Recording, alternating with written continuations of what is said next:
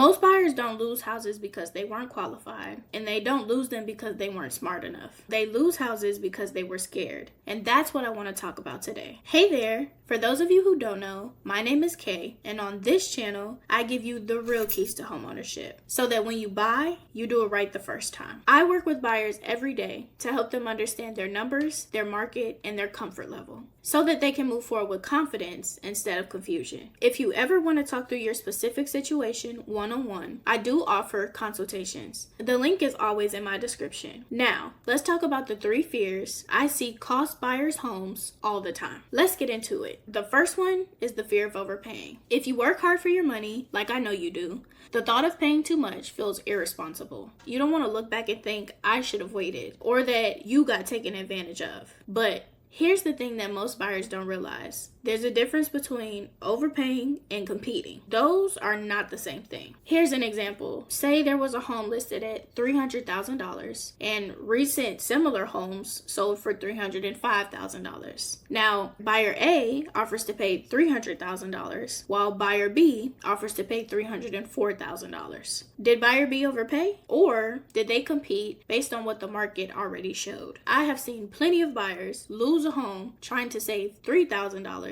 and then 6 months later buy something similar for $20,000 more. Fear of overpaying often turns into hesitation, and hesitation in certain markets can be very expensive. Which would hurt more, offering a little stronger and winning, or watching it sell and wondering what if? The second one I want to touch on is the fear of rejection. When your offer doesn't get accepted, it feels personal, man. It feels embarrassing, or that maybe you miscalculated. But remember this. Sellers are not rejecting you personally. The main thing sellers are asking is, will this close? Will this be smooth? And will this cause me stress? I've had buyers tell me, I just don't want to look stupid, or I don't want to waste my time if we lose. However, when buyers are afraid of rejection, they often protect themselves by playing small. They offer lower than what they're truly comfortable with and say, let's just see what happens. And then they wait for a counter that may never come. That's not a strategy. That's fear trying to soften the blow if you don't win. Buying a home is emotional, but when fear leads, you lack the ability to be able to make informed decisions. The last one I want to hit on is the fear of being stuck.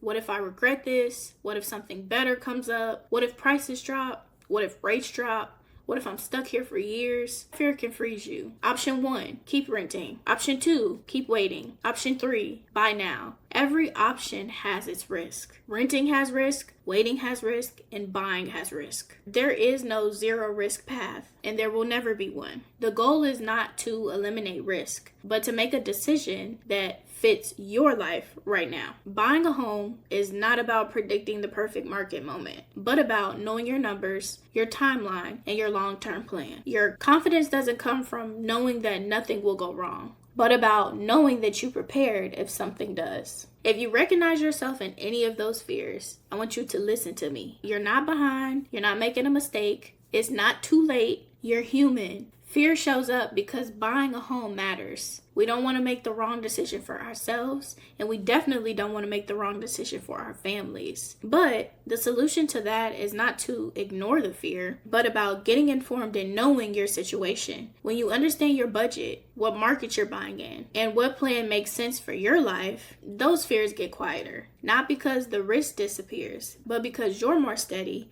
and ready to buy. If you're in the middle of your home buying journey and you're stuck between, I don't want to overpay and I don't want to lose it, you don't have to figure that out alone. That's exactly what I help buyers work through every day. The consultation link is in the description if you want to talk through your situation. And if this video helped you, be sure to watch these next 2 videos for more tips and tricks on your home buying journey. The more you understand, the less fear gets to make those decisions. Remember, when you know better, you buy smarter. Until next time, see you in the next one.